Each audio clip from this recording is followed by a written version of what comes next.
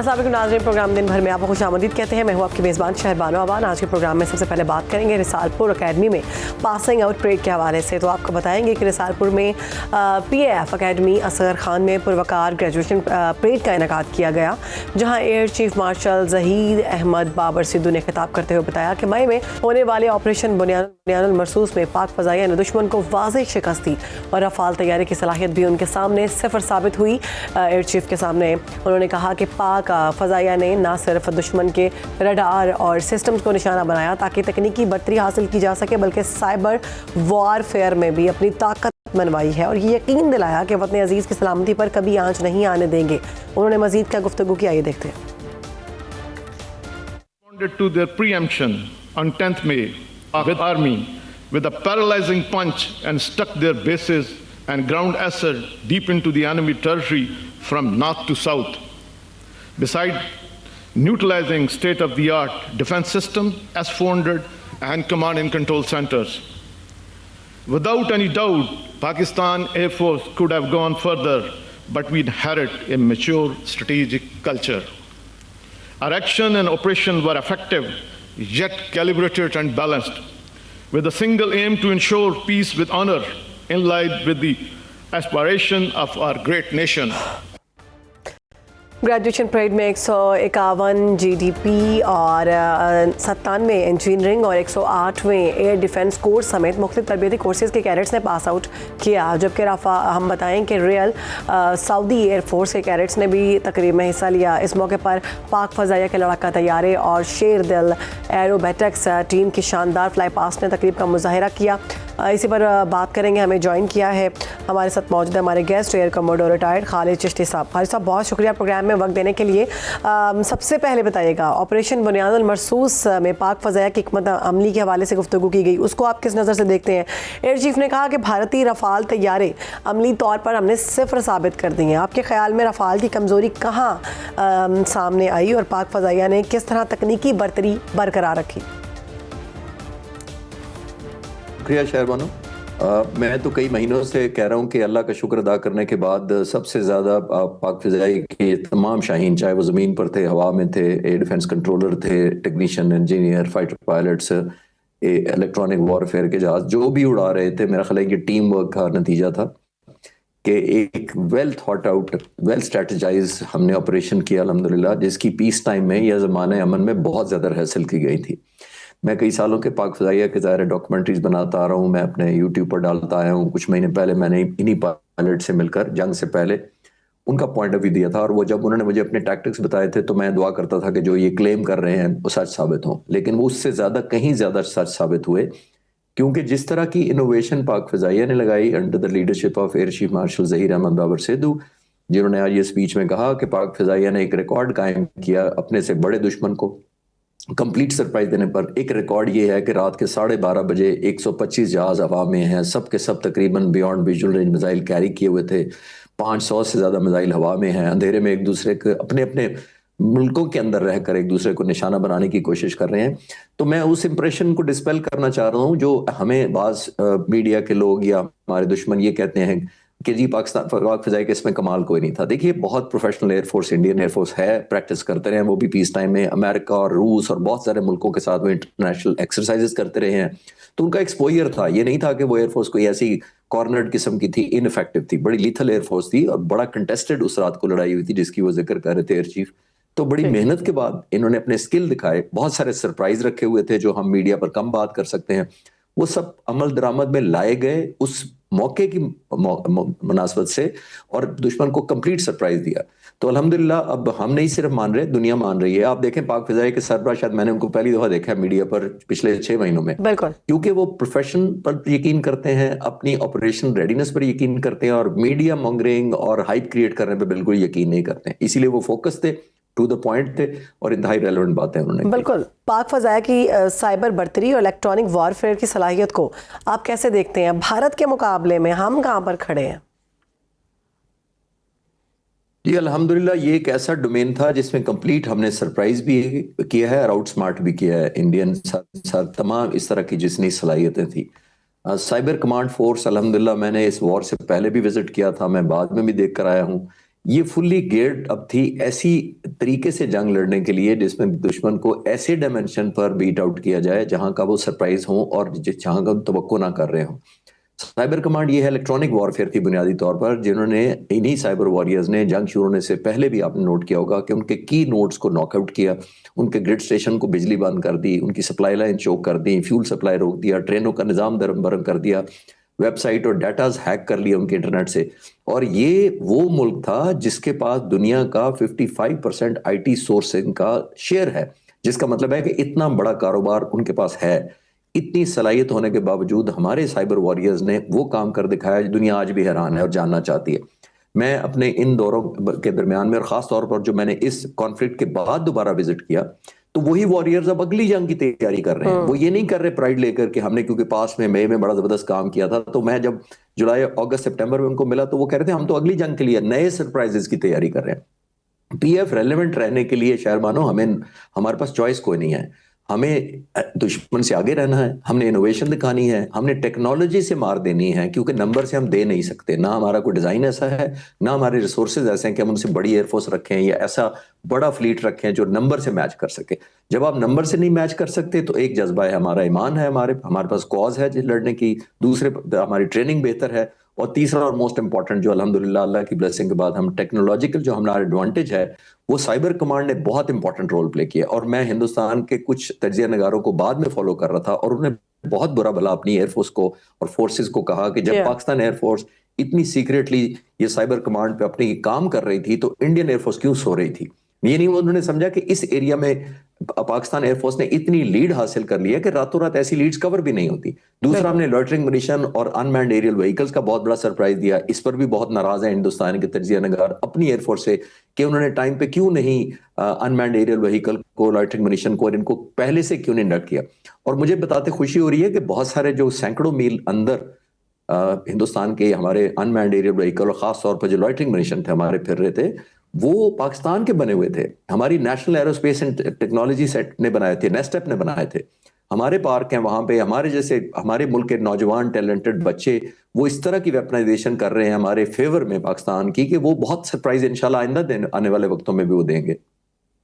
ठीक है खालिद साहब, एक और मश्क रखी गई है। हमने देखा कि पाक चीन मुश्तरका मश्क वॉरियर 9 का इसको नाम दिया गया है, इसका आगाज़ किया गया है, पबी में इसका सारा इंतज़ाम किया गया था। क्या समझते हैं खित्ते में मज़ीद जो ताकत है उसका तवाज़ुन और इस ऐसी मशकों से मज़ीद ऑपरेशनल तैयारियाँ जो है हमारी बेहतर होंगी? डेफिनेटली शाहबानो, ये हमारा ट्रेडिशन है। चाइना के साथ हम बहुत ज़्यादा इन्वॉल्व हैं, एंगेज रहते हैं अपनी मशकों के बारे में, कोलैबोरेशन के भी, technology transfer, hardware, even J-10C और J-17 थंडर में चाइना की कंट्रीब्यूशन हम सबको पता है। तो पाक फिजाइया एक्सरसाइजेज भी करती रहती है, जैसे अभी हो रही है, ये भी पार्ट ऑनगोइंग है। और ये एक बहुत अच्छा मैसेज जाता है रीजनल मुल्कों को। एक ये कि चाइना से हमारे कितने कुर्बत है, कितने करीबी ताल्लुकात हैं और हम एक दूसरे की मदद कर सकते हैं वक्त आने पर। और दूसरा ये है कि हमारी ये वॉर गेम्स होती हैं, जो एक्सरसाइजेज होती हैं, किसी के खिलाफ नहीं होती। हम अपने आप को इंप्रूव करते हैं, हम अपनी कोलैबोरेशन बढ़ाते हैं, हम एक दूसरे को टैक्टिक्स से सीखते हैं, हम म्यूचुअली ट्रस्ट वर्दीनेस एक बॉन्ड पैदा करते हैं पीस टाइम के अंदर, कि अगर खुदा ना खास्ता ऐसा वक्त आए कि हमें एक दूसरे की जरूरत पड़े तो हम मदद कर सकें, बजाय हम अजनबी या स्ट्रेंजर होके एक दूसरे की ताउन करें जब एक दूसरे की हमें सलाहियतों का या चैलेंजेस का पता ना हो। तो ये एक पीस टाइम में बहुत अच्छा ओमन है। और खास तौर पर आजकल के जो हालात चल रहे हैं उसके अंदर हमने देखा कि बहुत जरूरी था हमारी कोलैबोरेशन की, हमारी अंडरस्टैंडिंग बेहतर हो। तालिबान के खिलाफ जो कुछ हो रहा है उसमें भी अच्छा एक मैसेज जाएगा कि चाइना जैसा मुल्क भी हमारे साथ खड़ा है, मिलिट्री एक्सरसाइजेज में भी, और खुदा न खास्ता अगर रियल लाइफ में भी जरूरत पड़ी तो उसमें भी हम साथ होंगे एक दूसरे के। बहुत शुक्रिया, हमारे साथ मौजूद है कमोडोर रिटायर्ड खालिद साहब, इस सारे मामले पर गुफ्तगू कर रहे थे। नाज़रीन आगे बढ़ेंगे, आपको बताएं कि इतलात के मुताबिक बानी PTI की बहन को उनसे मुलाकात की इजाज़त मिल गई है। बानी PTI की बहन उज़मा खान को मुलाकात के हवाले से आगाह कर दिया गया। लीमा खान दीगर बहनों और कारकुनों के हमरा फैक्ट्री नाके तक पहुँच चुकी हैं। आज बानी PTI से मुलाकात का दिन है। PTI कारकुनान की बड़ी तादाद भी नाका नंबर 5 पर पहुँच चुकी हैं और पुलिस ने कारकुनान को आगे जाने से रोक रखा है। यहाँ कारकुनों की नारेबाजी भी जारी है। आपको बताएंगे कि पाकिस्तान तहरीक इंसाफ ने बानी PTI की पार्टी रहनुमाओं और उनकी बहनों तक रसाई न होने पर आज इस्लामाबाद हाई कोर्ट और रावलपिंडी के डेरा जेल के बाहर मुलाकातों पर पाबंदी के खिलाफ एहतजाज करने का फैसला कर रखा था और हाई कोर्ट और जेल के बाहर इज्तिमा करने का फैसला किया गया था। ऐसे वक्त में किया गया ये सारा फैसला जब जुड़वा शहरों में अवामी इज्तिमात पर पाबंदी नाफिज है। वफाकी दारुल-हुकूमत की इंतज़ामिया ने 18 नवंबर से 2 माह के लिए दफ़ा 144 नाफिज कर रखी है। इसी पर बात करेंगे, हमारे साथ मौजूद हमारे नुमाइंदे सदाकत अली। सदाकत, कहिएगा, मुलाकात के हवाले से खबरें गर्दिश कर रही हैं, मुलाकात का जो सिलसिला है वो शुरू हो चुका है? जी, आज मंगल का रोज़ है और मंगल के रोज़ बानी पीटीआई से उनकी फैमिली और उनके वकला की मुलाकात का दिन होता है।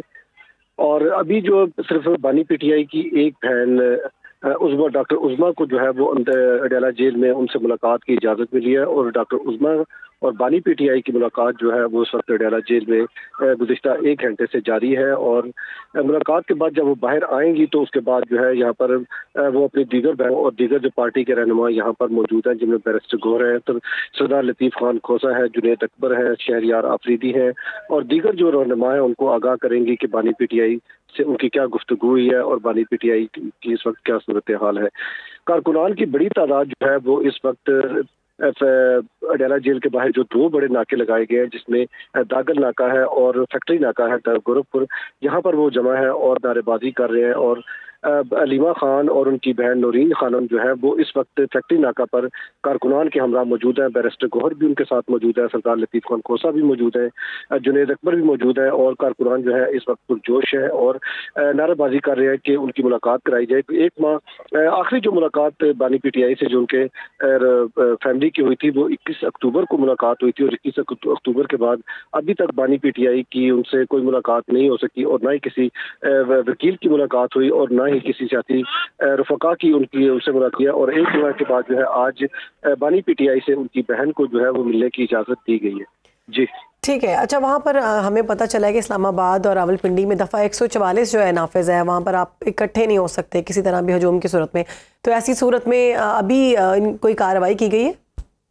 जी, रावलपिंडी में गुज़िश्ता रात जो है वो डीसी रावलपिंडी ने 3 दिसंबर तक जो है वो दफ़ा 144 का निफाज किया था और पुलिस की यहाँ पर भारी नफरी यहाँ पर तैनात की गई है ताकि कोई ऐसी लॉ एंड ऑर्डर की सिचुएशन जो है पैदा न हो। लेकिन कारकुन जो है वो भी अभी तक पुरअमन है और सिर्फ नारेबाजी कर रहे हैं और ज़्यादा कारकुन जो है वो चूँकि शाम का वक्त है और सर्दी भी है और कारकुनान की जो तादाद है वो अब वापस जाना भी यहाँ से शुरू हो चुकी है। जैसे ही डॉक्टर उज़्मा की मुलाकात बानी पीटीआई से ख़त्म होगी तो उसके बाद बैरिस्टर गौहर उनकी बहन अलीमा खान जो है मुतफ़िका तौर पर फैसला करेंगे कि आया उन्होंने यहाँ पर धरना देना है या अपने एहतजाज को करना है। पुलिस की जो है भारी नफरी, तकरीबन 1200 से ज़ायद एहलकार यहाँ पर तैनात किए गए हैं। उसके अलावा 12 थानों के SHOs को यहाँ पर तैनात किया, एंटी राइट फोर्स और उनको रबड़ के बुलेट्स और उसके अलावा शेलिंग के जो है वो बड़े शेल काफ़ी तादाद में उनको दिए गए हैं कि अगर कोई लॉ एंड ऑर्डर की सिचुएशन वहाँ पर पैदा होती है तो बर वक्त कार्रवाई करके जो यहाँ पर कारकुनान है उनको मुंतशिर करें। लेकिन अभी तक जो है पुरअमन तरीके से एहतजाज भी जारी है और बानी पीटीआई की बहन डॉक्टर उज़्मा की बानी पीटीआई से अडयाला जेल के अंदर मुलाकात भी जारी है। अच्छा, अभी इस वक्त जो उनकी बहन है वो मुलाकात कर रही हैं, तो क्या मुलाकात के दौरानिया के हवाले से कोई इल्म है कि कितनी देर तक मुलाकात कर सकती हैं, कितनी देर तक वापस आ जाएंगी? जी, मुलाकात का जो यहाँ पर शेड्यूल टाइम है वो 2 से शाम 4 बजे तक का होता है। लेकिन चूंकि बानी पीटीआई की बहन की मुलाकात जो है वो तकरीबन 3 बजे के बाद शुरू हुई है और 1 घंटे की ये मुलाकात का वक्त गुजर चुका है और मुलाकात जो है अभी बदस्तूर जारी है। अब देख रही है कि कब तक इनकी मुलाकात जारी रहती है। उनमें तो यही राय की जा रही है कि आइंदा 15 से 20 मिनट के दौरान जो है डॉक्टर उज़्मा खानम की जो मुलाकात है बानी पीटीआई से ख़त्म हो जाएगी। जी ठीक है, बहुत शुक्रिया। सदाकत अली हमारे साथ मौजूद है, बता रहे थे कि जो उनकी बहन जो है वो उनकी मुलाकात हो रही है, अभी मुलाकात का सिलसिला जारी है, 1 घंटे का दौरानिया गुजर चुके हैं। अब दीगर देखना होगा कि मुलाकात कब तक जारी रहती है। इसी पर इस्लामाबाद की सूरत हाल जानने के लिए हमारे साथ मौजूद है हमारे नुमाइंदे उस्मान जब्बार। उस्मान, बताइएगा, दफ़ा 144 नाफिज की गई इस्लामाबाद में, वहाँ पर अभी क्या सूरत हाल है? तहरीक इंसाफ की जानिब से इस्लामाबाद हाई कोर्ट के बाहर एहतजाज किया गया। आज सुबह ही जब ये एहतजाज शुरू हुआ तो पाकिस्तान तहरीक इंसाफ के जो सूबाई रहनुमा थे यहाँ पर आए। KPK से जो सीनियर वज़ीर थे मीना खान, साबिक जो स्पीकर थे KPK असम्बली मुश्ताक गनी समेत दीगर जो सूबाई मेम्बरान और वज़रा थे यहाँ पर इस्लामाबाद हाई कोर्ट के बाहर जमा हुए। उनकी जानिब से यहाँ पर एहतजाज किया गया। इसके साथ साथ जो PTI पंजाब के जो रहनुमा थे अहमद खान नियाज़ी की क़यादत में वो भी यहाँ पर आए और काफ़ी तादाद में यहाँ पर जो है वो जमा हुए। जिसके बाद हमने देखा कि पाकिस्तान तहरीक इंसाफ के जो पार्लियामेंटेरियंस हैं वो chairman chairman PTI barrister Gohar की सरबराही में पार्लियामेंट से जो है एहतजाज करते हुए यहाँ पर इस्लामाबाद हाई कोर्ट के बाहर आए। यहाँ पर उन्होंने एहतजाज रिकॉर्ड किया। उनकी जानिब से कहा गया कि जो बानी PTI के जो केसेस हैं उनको उनकी समाअत नहीं की जा रही। जो बानी PTI की बहनें हैं वो वहाँ पर बैठी रहती हैं, उनकी मुलाकात नहीं कराई जाती। उनका ये कहना है कि हम आज ना सिर्फ बानी PTI की बहनों से इज़हार यकजहती के लिए जा रहे हैं, बल्कि हम एक बार फिर ये अपना जो आईनी हक है कि जो जितने भी कैदी हैं उनकी मुलाकातों का सिलसिला जो है वो वहाँ पर जारी सारी रहता है। तो जी ठीक है नाज़रीन, आगे बढ़ेंगे। आपको बताएंगे पार्लियामेंट के मुश्तरका इजलास में कौमी कमीशन बराए अक़लियती हकूक़ बिल 2025 मंजूर कर लिया गया। स्पीकर कौमी असम्बली अयाज सादिक की ज़ेर सदारत होने वाले इजलास में वज़ीर कानून आज़म नज़ीर तारड़ ने बिल पेश किया और जिसके हक़ में 160 अरकान ने वोट दिया, जबकि 89 अरकान ने मुखालफत की है। ईवान में बिल पर राय शुमारी के दौरान अपोजिशन अरकान की तरफ से शदीद नारेबाजी देखने में आई। इसी पर बात करेंगे। हमारे साथ मौजूद हमारे नुमाइंदे शहरियार खान से। शहरियार, कहिएगा सारी ईवान में क्या सूरत हाल रही, नारेबाजी की गई और मुखालफत की गई लोगों की जानिब से इस बिल की? ये जो कौमी कमीशन बराए हकूक़ अक़लियता था, इसके हवाले से अपोजिशन जो है उन्होंने तैयारी की हुई थी और वो इसके हवाले से सख्त तहफ़्फ़ुज़ात का इजहार कर रहे थे। और इसमें सबसे पेश जो थे वो JUI के अरकान थे और उन्होंने इस हवाले से तैयारी की हुई थी और उन्होंने उसके जो शिक़े हैं मुख्तलिफ, उन पर जो है वाज़ेह तौर पर बताया था कि हम इनको किसी सूरत मंजूर नहीं होने देंगे। तो इजलास जब शुरू होना था उस वक्त जो है मौलाना फजल रहमान जब पहुँचे हैं पार्लियामेंट हाउस में, तो उनसे वज़ीर कानून आज़म नज़ीर तारड़ जो हैं वो उनकी नशस्त पर जाके मिले और उन्होंने उनको कहा कि आपके जो तहफ़्फ़ुज़ात हैं उस हवाले से हुकूमत तैयार है कि उनको दूर किया जाए, और अगर आपने जो ये शिक 35 जो शिक 35 है इसको अगर आप निकालना चाहते हैं तो हम इसको निकाल देते हैं। इस पर जो है काफ़ी वहाँ पर उनकी तवील मुशावरत हुई और उसके बाद ये तय हो गया कि JUI की जो तरमीम है उनको मंजूर किया जाएगा हुकूमत की जानिब से। इस दौरान जो PTI के लोग थे वो सुन्नी इतायत कौंसिल के लोग जो हैं उन्होंने ज़रूर उधर नारेबाजी की और उनका जो है नारेबाजी जो थी वो सिर्फ जो थी एक ही पर्सन स्पेसिफिक थी कि उसको रिहा किया जाए।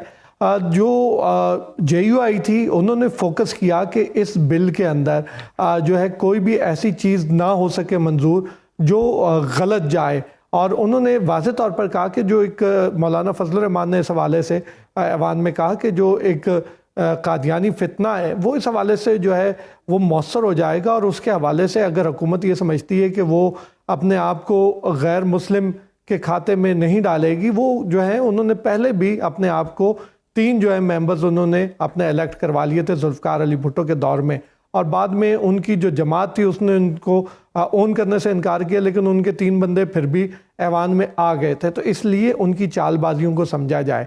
उस पर आज़म नज़ीर तारड़ ने कहा कि हम सब की जानें जो हैं वो हुर्मत रसूल पर कुर्बान और हमारे लिए बहुत अहम है नामूस रिसालत, इसलिए हम कोई भी ऐसा काम नहीं करेंगे, कोई भी ऐसी कानून साजी नहीं कर सकते। गो कि ये सिर्फ जो थी जो दीगर जो माइनॉरिटीज़ हैं उनके लिए हम करना चाह रहे थे। उसमें जो है चूँकि ये फॉल नहीं करते, जो कादियानी हैं वो इसमें फॉल नहीं करते क्योंकि वो अपने आप को मुस्लिम ही कहते हैं, तो वो इसलिए वो इसमें शामिल नहीं है। लेकिन उसके बावजूद जो सेनेटर कामरान मुर्तज़ा की जो तरामीम है, जो वो चाहते हैं कि जो शिक 35 है उसको हज़फ कर दिया जाए, तो हुकूमत उस पर तैयार है, और उन्होंने वो जो शिक 35 थी उसको भी वापस ले लिया, और जो शिक 12 थी उसमें भी JUI की तरमीम मान ली गई। और JUI की ये दोनों तरमीमें मानने, इससे पहले जो राय शुमारी हुई ये बिल पेश करने के लिए, JUI ने उस तहरीक की मुखालफत की,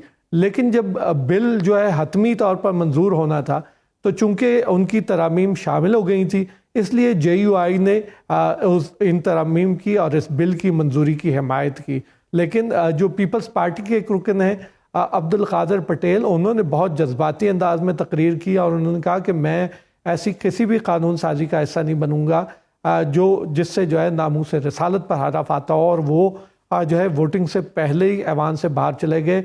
उनकी जमात ने फैसला किया हुआ था कि इस बिल के हक में वोट दिया जाएगा, क्योंकि ये पीपल्स पार्टी के एक रुकन आमिर जीवा का बिल था, और ये जो है 10 साल पहले सुप्रीम कोर्ट ने इस हवाले से डायरेक्शन दी थी कि ये जो कमीशन है वो कायम किया जाए। तो वो उस हवाले से वज़ीर कानून ने बताया कि हमने सुप्रीम कोर्ट के फैसले पर अमल कर रहे हैं, गो कि ये 2014 का जो है सुप्रीम कोर्ट का फैसला था। इस पर जो नायब वज़ीर आज़म और वज़ीर ख़ारजा इसहाक़ डार, उन्होंने भी वाज़ेह तौर पर कहा कि हुर्मत रसूल पर, नामूस रसालत पर, सल्लल्लाहु अलैहि वसल्लम पर किसी सूरत कोई कंप्रोमाइज़ नहीं किया जा सकता।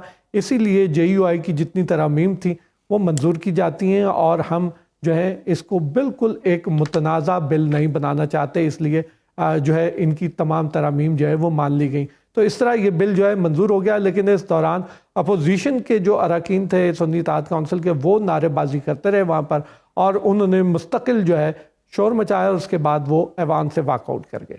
ठीक है शहरियार, हमारे देखने वालों को इस बिल के हवाले से बताइएगा, बिल की तफसील क्या है? देखिए, ये बिल जो अक़लियतों के हकूक़ है उस हवाले से एक कौमी कमीशन जो है वो कायम किया जा रहा है। इसमें तमाम जो अक़लियतें हैं उनके नुमाइंदे शामिल किए जा रहे हैं और ये कमीशन जो है जिसमें हिंदू बरादरी से भी 3 अरकान होंगे, एक सिख बरादरी से होगा, इसी तरह ईसाई बरादरी से, बहाई कम्युनिटी से, इसमें और जितने जो अक़लियतों में शुमार होते हैं उन तमाम जो कम्युनिटीज़ हैं उनको इसमें नुमाइंदगी दी गई है और जो उनके मसाइल हैं इस हवाले से और जो उनके जो तहफ़्फ़ुज़ात होते हैं अक्सर चीज़ों के ऊपर, उनको हल करने के लिए जो है बिल मुतारफ़ कराया गया और इस हवाले से सुप्रीम कोर्ट की डायरेक्शन थी, उसके ऊपर ये बिल जो है वो मुतारफ़ कराया गया और उसके अंदर जो है आज जो है ये बिल पास कर लिया गया है। ठीक है, बहुत शुक्रिया। हमारे नुमाइंदे शहरियार खान हमारे साथ मौजूद दे रहे थे इस बिल के हवाले से जो अक़लियतों के तहफ़्फ़ुज़ के हवाले से पास हुआ है। एक ब्रेक ले रहे हैं, ब्रेक के बाद हाज़िर होते हैं। प्रोग्राम में आगे बढ़ेंगे नाज़रीन। सरकारी हुकाम ने गैर रजिस्टर्ड मुफ्त VPN के इस्तेमाल को मुल्क की कौमी सलामती के लिए बड़ा ख़तरा करार दे दिया। हुकाम के मुताबिक दहशतगर्द, गैर मुल्की एजेंट और जराइम पेशा गिरोह इन्हें गैर कानूनी VPNs के ज़रिए हमलों की मनसूबाबंदी करते हैं। प्रोजेक्ट और प्रोपेगेंडा ये सारा फैलाया जा रहा है कि अपनी शनाख्त छुपाते हैं। आवाम को सख्ती से हिदायत की गई है कि वो VPN इस्तेमाल ना करे और PTA से मंजूर शुदा VPN को ही इस्तेमाल करे। इसी पर बात करेंगे। हमें ज्वाइन किया चेयरमैन पाशा मोहम्मद ज़ुहैब खान साहब ने। बहुत शुक्रिया मोहम्मद ज़ुहैब साहब प्रोग्राम में वक्त देने के लिए। सबसे पहले तो सरकारी हुकाम गैर रजिस्टर्ड और मुफ्त VPN को कौमी सलामती के लिए बड़ा ख़तरा करार दे रहे हैं, तो आप क्या समझते हैं, रिस्क है? दूसरा ये कहा जा रहा है कि इससे अगर आप दूसरे VPN यूज़ करते हैं जो PTA से मतलब मंजूर शुदा नहीं है, तो उसमें ये होता है कि आपका डेटा जो है ना वो चोरी किया जा सकता है। तो आप क्या समझते हैं, हकीकत है इसमें कोई? जी, अस्सलाम वालेकुम। सबसे पहले तो बहुत बहुत शुक्रिया सुनो टीवी का। जी, बहुत ही इम्पोर्टेंट सब्जेक्ट है और जाहिर है कि शुक्र है ये 2 नवंबर को 2025 को PTA ने अपने एक अप्रूव VPN का जो लिस्ट है वो पब्लिक की है। सबसे बड़ा इशू देखें, जब VPN कोई फ्री वर्जन या अनरजिस्टर्ड यूज होता है, फ्री का मतलब ये है कि वो दुनिया भर में बहुत सारे फ्री वर्जन होते हैं, उसमें सबसे पहला तो देखें लोगों के लिए अवेयरनेस के लिए बहुत इंपॉर्टेंट है कि एक ऑर्गेनाइजेशन अगर आपको एक चीज फ्री दे रही है तो उसके बदले में आपका काफी डेटा जो आपको नहीं पता होता वो कॉम्प्रोमाइज होता है और उसमें समटाइम यू डोंट नो कि आपकी प्राइवेसी, आपका नेटवर्क बहुत ही ज्यादा एक ऐसे जगह एक्सपोज हो रहा होता है जो आपको टेम्परेरी, तो आपको VPN के इस्तेमाल से आपकी चीजें फ्री में आ रही होती हैं, आप वर्जन को यूज कर रहे होते हैं, बट आपको बैक एंड पे आपकी बहुत सारी चीजें एक्सपोज हो चुकी होती हैं। बहुत सारे मुमालिक के अंदर VPN नहीं चल रहा होता, उसकी वजह यही होती है कि मुख्तलिफ इसके अंदर मॉनिटरिंग सर्वेलेंस होती है जिसमें VPN उसको बाईपास करता है। मेरी नजर में कि जो रजिस्टर्ड VPN का जो PTA ने चीज की है उस पर एक सबसे बड़ा फायदा आवाम का ये हुआ है कि पास जाने की जरूरत नहीं है। इन रजिस्टर्ड VPN के थ्रू वो आसानी, चाहे वो फ्रीलांसर हो, IT सेक्टर हो, इंडिविजुअल हो, बिजनेस कम्युनिटी के लोग हो, वो इस्तेमाल कर सकते हैं। हिस्टोरिकल बहुत सारे बाहर के कस्टमर्स कहते हैं कि जी आप लोगों को VPN के थ्रू हमारे डेटा को एक्सेस करना है जो दूसरे ममालिक में डेटा सेंटर। तो इन VPN के पब्लिक होने से जो के रजिस्टर्ड जो अलाउ और जो कि क्लियर किए हैं, क्योंकि PTA ने इनकी पूरी ड्यू डिलिजेंस की, एक साइबर सिक्योरिटी की पूरी होती है कि ये इस प्रोडक्ट की बैकग्राउंड क्या है, इसमें डेटा ब्रीच होने के चांसेस तो नहीं है। अच्छा ज़ुहैब साहब, आम आदमी के लिए, आम सारिफ जो कि यूज़ करता है VPN, उसको कैसे इस चीज़ का इल्म होगा कि ये जो VPN है ये PTA से रजिस्टर्ड है और ये वाला गैर रजिस्टर्ड है? इसकी कोई गाइडलाइन है? जी, सब PTA की वेबसाइट पे वो सारे VPN के नाम इस वक्त पब्लिक हो चुके हैं और वो सारी सोशल मीडिया पे भी पब्लिक है, नंबर 1।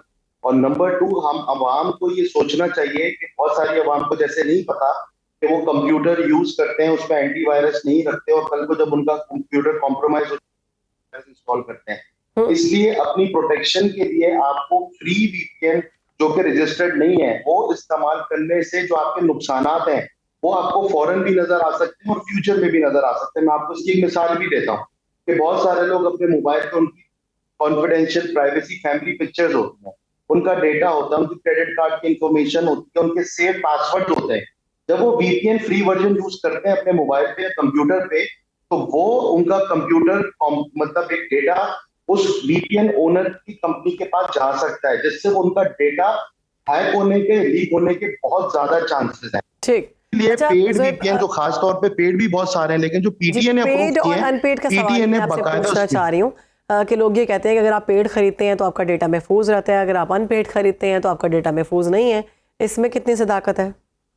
देखें, पेड और अनपेड में बहुत सारे जब आप पेड वर्जन जो पीटीए ने पब्लिक किए हैं सारे कोई भी फौरन पेड नहीं होता, उनके फ्री वर्जन भी होते हैं। बट ऑथराइज्ड वीपीएन जो पीटीए ने किए हैं उनमें से कुछ फ्री भी होंगे, वो इस्तेमाल करने का मैं बार बार इस बात पे एम्फेसाइज कर रहा हूँ कि पीटीए ने उसको पूरी ड्यू डिलिजेंस की है कि ये डेटा हैक नहीं होंगे, उनकी पूरी साइबर सिक्योरिटी की सर्टिफिकेशन, उनका बैकग्राउंड चेक, उनको प्रॉपर देखने के बाद उन्होंने उन वीपीएन को अप्रूव। सही, ठीक है। अच्छा, हमें आखिर में एक आईटी एक्सपर्ट के तौर पर चेयरमैन पाशा की हैसियत से आप आवाम को क्या मशवरा देना चाहेंगे कि वो अपनी प्राइवेसी, डेटा सिक्योरिटी के लिए, कौमी सलामती के लिए कौन से ऐसे महफूज तरीके हैं जो इस्तेमाल करें?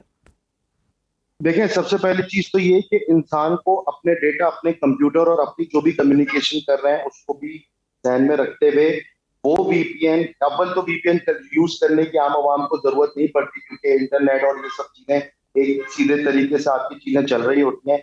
लोगों का एक सॉर्ट ऑफ एक जहन में बना हुआ है कि हम वीपीएन यूज करेंगे तो फास्ट हो जाएगा, ऐसा नहीं होता।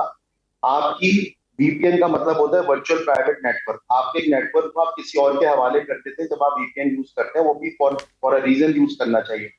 तो मेरा नजरिया और मेरा सोच ये है कि जो पीटीए ने अपनी वेबसाइट पे पब्लिक किए हैं पीटीए में वीपीएन जो है वो उनको यूज करें, वो रजिस्टर्ड है, उनको इस्तेमाल करते हुए आपकी कोई चीज ब्लॉक नहीं होगी, आपकी चीज होगी। और ज़ाहिर है नेशनल सिक्योरिटी से बढ़ के कुछ भी नहीं है। बहुत सारे लोग नेगेटिव चीजों को इस्तेमाल करने के लिए वीपीएन यूज करके अपनी आइडेंटिटी छुपाते हैं, तो जाहिर है वो वीपीएन अलाउ नहीं होते, थोड़ी देर के बाद डिस्कनेक्ट होते हैं, आपकी अपनी सिक्योरिटी भी जो है डिजिटल सिक्योरिटी भी कॉम्प्रोमाइज। बच्चों को भी यही गाइड करें कि फ्री वर्जन या अनरजिस्टर्ड वर्जन इस किस्म के जो यहाँ ना यूज करें। ये बहुत सारे वीपीएन जो पीटीए ने जारी किए हैं इसमें इनके ट्रायल अकाउंट, इनके फ्री वर्जन किए हैं और उनको अगर स्पीड या आगे लेके जाना है तो उसमें उनका पेड वर्जन भी उसके अंदर मौजूद है। तो I would strongly recommend to use the PTA approved VPN.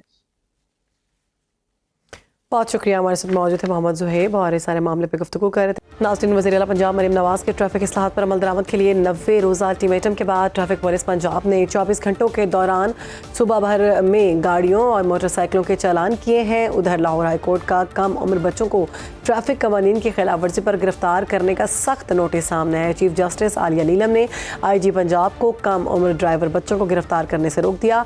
Chief justice ने कहा कम उम्र ड्राइवर बच्चों से मुतल्लिक पहले आगाही मुहिम चलाई जाएगी। पहली मरतबा कम उम्र मोटरसाइकिल और गाड़ी चलाने वाले बच्चों को वार्निंग दी जाएगी। गलती दोहराने पर कानून के मुताबिक कार्रवाई की जाएगी। जबकि वज़ीर आला पंजाब मरीम नवाज ने भी कम उम्र तलबा को गिरफ्तार करने से रोक दिया है। वज़ीर आला ट्रैफिक कवानीन की खिलाफ वर्जी पर बच्चों को हथकड़ियाँ लगाने पर सख्त बरहम है। 16 साल के बच्चों को स्मार्ट कार्ड और मोटरसाइकिल ड्राइविंग लाइसेंस के इजरा का उसूली फैसला किया गया है। पंजाब भर में ट्रैफिक पुलिस को आवाम बिलखुसूस तलबा के लिए हफ्ता आगाही मनाया जाएगा। हेलमेट ना पहनने पर पहली खिलाफ वर्जी की सूरत में वार्निंग चालान होगा। वज़ीर आला का कहना है कि ट्रैफिक कवानीन आवाम की हिफाजत के लिए बनाए जाते हैं। आवाम को अपनी आदतों को बदलना होगा। वालिदैन बच्चों को रोड सेफ्टी के लिए हेलमेट की अहमियत पर भी आगाह करें। इसी पर बात करेंगे, बल्कि इस पर रिपोर्ट तैयार की है हमारे नुमाइंदे शाहमा आलम खान ने। पहले वो देख लेते हैं। मैं इस वक्त खड़ा हूँ लाहौर शहर की एक अहम शाहराह पर, जहाँ पर पंजाब हुकूमत के नए ट्रैफिक इस्लाहात और भारी चालानों ने आवाम की चीखें निकाल दी हैं। नाज़रीन, ये हुकूमत ने जो इन चालानों की में इजाफा किया है, देखना यह है कि क्या इससे गरीब आवाम जो है वो मज़ीद बदहाल होंगे या ट्रैफिक इस्लाहात से ट्रैफिक की जो रवानी है वो मुतासिर होगी या बेहतर होगी। ये सब कुछ जानने के लिए हम चलते हैं लोगों के पास। आपको रोका क्यों है? ਰੋਕਾ ਉਹਨਾਂ ਨੇ ਕਿ ਤੁਹਾਡਾ ਪਹਿਲੇ ਦੇ ਚਲਾਨ ਹੋਏ ਹੋਏ ਨੇ ਜਿਹਦਾ ਸਾਨੂੰ ਖਬਰ ਹੀ ਨਹੀਂ अच्छा ਬਈ ਹੋਵੇ ਹੋਣਗੇ ਕੈਮਰੇ ਲੱਗੇ ਹੋਏ ਨੇ ਇਹਨਾਂ ਦੇ ਚੱਕਰ 'ਚ ਹੋਏ ਹੋਣਗੇ फर्स्ट टाइम तो आज खबर हुई है मैं कि ये हमारे चलान है। अगर गाड़ी इनके नाम पे ना हो तो कैसे मैसेज आएगा इनको? इन्होंने अगर किसी से खरीदी हो तो कैसे मैसेज चले जाएगा इनको? जिसने खरीदी होगी उसके नाम पे जाएगा। यानी कि इन्होंने गाड़ी तो खरीद ली पर अपने नाम ट्रांसफर मुकम्मल ट्रांसफर नहीं करो। नहीं, ये फाइन पेड करने गए हुए इनके साथ एक और हैं, वो फाइन पेड करने गए हैं, जैसे ही आएंगे भेज देंगे इनको। मैं था अपना सर्विस रोड से, वहाँ से मुझे उन्होंने पकड़ा और बगैर कुछ बताए उन्होंने इस्तिगासा बनाना शुरू कर दिया। मैंने पूछा क्या कर रहे हैं, कहता है कुछ नहीं बस वेरिफिकेशन है सिंपल सी। वो वेरिफिकेशन नहीं थी, वो FIR थी, इसमें कोई 25,000 रुपये लग गया मेरा। ये तो बहुत ज़्यादा है। जाहिर सी बात है जी, ये यूँ समझ लिया 2 महीने का घर का खर्चा है मेरा। ये कानून का मकसद लोगों को मुश्किल में डालना नहीं होता, लोगों के लिए आसानियाँ पैदा करना होता है। ये स्टेट बड़े चोरों को तो पकड़ नहीं रही। बेचारे जो बाइकर्स हैं, जो स्टूडेंट्स हैं, कोई मेडिसिन लेने जा रहा है, कोई ज़रूरी काम जा रहा है, कोई अकेडमी जा रहा है, जब लोगों को मुश्किल में डालेंगे तो ये तरीका तो फिर चलता रहेगा। ये कभी भी हल नहीं हो सकता जब तक कि आप लोगों को फिक्स सेंस न दें। ठीक है, ये वही लोग हैं जो बेचारे 500-500 की दिहाड़ी लगाते हैं और पुलिस वाले उनको पकड़ के इधर लेके आ रहे हैं, उन पे पर्चे दे रहे हैं। ठीक है, ये सरासर ज़्यादती है इनके साथ सर, ये ऐसा बिल्कुल नहीं होना चाहिए। एक बंदे की जब 100-1,000 दिरहम दिहाड़ी है वो 2,000 कैसे देगा? अवाम जो पहले ही गुर्बत की चक्की में पिस रही है, ट्रैफिक चालानियों के इजाफे से वो मज़ीद परेशान हो गए हैं। उनका कहना था कि किस तरह से हम अपना फ्यूचर अब सेव करेंगे। जो कमाते हैं वो ये ट्रैफिक पुलिस एहलकार ले जाते हैं।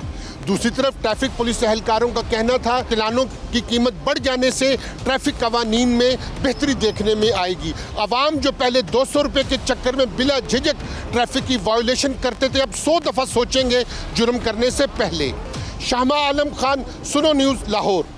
बहुत शुक्रिया शामा आलम, हमें अपडेट कर रहे थे। ओकाड़ा में भी शहरियों के चालान किए जा रहे हैं, वहाँ क्या सूरत हाल है जानते हैं हमारे नुमाइंदे सलमान चौधरी से। जी बिल्कुल, मैं इस वक्त मौजूद हूँ ओकाड़ा की मसरूफ तरीन एम जना रोड पर। अगर बात की जाए पंजाब गवर्नमेंट की, तो पंजाब गवर्नमेंट की जानिब से की जाने वाली ट्रैफिक के कवानीन में इस्लाहात के बाद अवाम की चीखें निकल गई हैं। अगर अवाम की जानिब देखा जाए तो अवाम का कहना है ना ही कोई आगाही प्रोग्राम चला और ना ही किसी ने किसी को बताया, अदारों की जानिब से किसी ने आगाह ना किया। शहरियों का कहना है कि हमें पहले आगाह करते और फिर इस मुहिम का आगाज करते। इस हवाला से अवाम से जानेंगे और पंजाब पुलिस की ट्रैफिक वार्डन से जानेंगे कि उनका किस हवाला से क्या कह रहा है। दूर देहात से आए, काफी देर हो गई, असी सुबह का नाश्ता भी किया। इतनी बड़ी लंबी लाइन है, हमें गवर्नमेंट ने पहले बताया नहीं है कि ये काम करना है, वो काम करना है। 1200 रुपया दिहाड़ी है ते सवेर तो लैके शाम तक खलोते रहांगे। सानू टाइम दसन भी इन्ने बजे आ जाओ, इन्ने बजे तुहाडा लाइसेंस बनना है। ਉਹ ਤਾਂ ਤੇ ਪੁਲਿਸ ਵਾਲੇ ਖਲੋਤੇ ਨੇ, ਜਿੱਥੇ ਦਿਲ ਕਰਦਾ ਬੰਦੇ ਨੂੰ ਰੋਕ ਲੈਂਦੇ ਨੇ, ਫੜ ਕੇ ਪੈਸੇ ਦਿਓ ਜੀ ਤੇ ਫਲਾਣਾ ਕਰੋ ਜੀ, ਤੇ ਬੰਦ ਕਰ ਦਿੰਦੇ ਮੋਟਰਸਾਈਕਲ। ਮਾੜੇ ਬੰਦੇ ਆ, ਦਿਹਾੜੀ ਕਮਾਈਏ ਤੇ ਲਾਇਸੈਂਸ ਬਣਾਈਏ, ਕੀ ਕਰੀਏ? ਸਾਨੂੰ ਕੁਝ ਦੱਸਣ ਤੇ ਸਹੀ ਤਰੀਕਾਕਾਰ ਕਿਆ ਕਰੋ। सिस्टम बड़ा स्लो चल रहा है, सुबह से खड़े सारे कांग्रेस इन्हें जो सिस्टम है ना बहुत स्लो है। जब बंदे बंदे जल्दी फारिग नहीं कर रहे, बस इस वजह से सुबह से सारे परेशान कर। ਬੋਕੇ ਰੋਡ ਤੇ ਨਾਕਾ ਲੱਗਿਆ, ਨਾ ਤਾਂ ਪੁਲਿਸ ਵਾਲੇ ਜੇ ਕਿਸੇ ਨੂੰ ਕਹੀਏ ਲਾਇਸੈਂਸ ਬਣਵਾਉਣ ਵਾਸਤੇ ਚੱਲੇ, ਚੁੱਕ ਕੇ ਥਾਣੇ ਬੰਦ ਕਰ ਦਿੰਦੇ। ਮਗਰੂ ਆਓ ਜੀ ਆਦਮੀ ਬੁਲਾਓ ਜੀ ਸਾਨੂੰ, ਫਿਰ ਅਸੀਂ ਇੱਧਰ ਆਈਏ। ਕੋਈ ਮਾਮਲਾ ਚੱਲਿਆ ਕਰ, ਸੁਬह ਦਾ ਕੋਈ ਨਾश्ता नहीं, कोई नमाज नहीं, कभी उधर जाओ कभी उधर जाओ। पहले तो है मैंने मेरा बना हुआ था दूसरा, तो वो कहते ये नहीं चलेगा जी, तो अब फिर इस लाइन में लगे हुए हैं। शहरियों का कहना है कि एक दिन की मजदूरी एक ही चालान में निकल जाती है। अगर किसी ने का ये भी कहना है एक हेलमेट पर, एक ID कार्ड ना होने पर FIR दर्ज होना 1 हफ्ते की कमाई ले जाता है। ये फैसला अवाम ने करना है, आपने करना है। इस्लाहात जरूरी है या अवामन नाज जरूरी है? शहरियों का कहना है गरीब और गुरबा आम आदमी जो 1200 दिहाड़ी लेता है वो 2000 का चालान कैसे देगा? कैमरामैन उस्मान अली आदिल के साथ सलमान चौधरी, सुनो न्यूज़ ओकाड़ा। बहुत शुक्रिया सलमान, आपने अपडेट किया। प्रोग्राम से हमें दीजिए इजाजत, आपसे मुलाकात होगी कल। अपना ख्याल रखें, अल्लाह हाफ़िज़।